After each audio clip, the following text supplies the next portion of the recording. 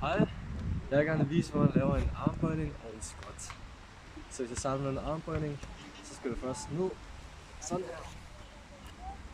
Og så lave en planke, og så nogenlunde have dine arme lige ude her. Og så går du ned, så skal du så køre ned, og så skal du bare selv over. Den er lige fed med.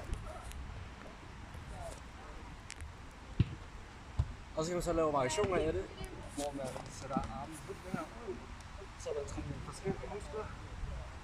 Og hvis man gerne vil gøre det lettere for sig selv, kan man gøre det med knæene hernede. Sådan her.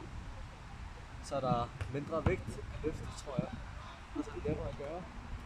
Og hvis man vil tage det helt svære, så kan man lave det normalt.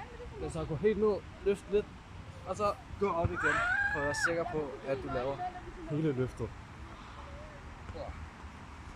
Yes. Og nu vil jeg gerne vise, hvordan du laver en squat. Så for at lave en squat, skal du bare stå med lidt spægt i det. Og så kan du gøre, hvad du vil med armene. Og så skal du bare gå ned. Og prøve at forestille dig, at dine ben eller din lår er rette her. Og så skal man sørge for at holde ryggen ret, så det kan jeg lige vise. Det er sådan her.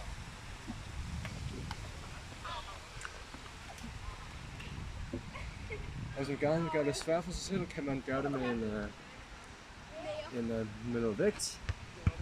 Så kan man holde den her, og så kan man bare gøre det normalt igen. Men fordi man har vægt på, så er det tungere, og så er det hårdere. Tak fordi du så med.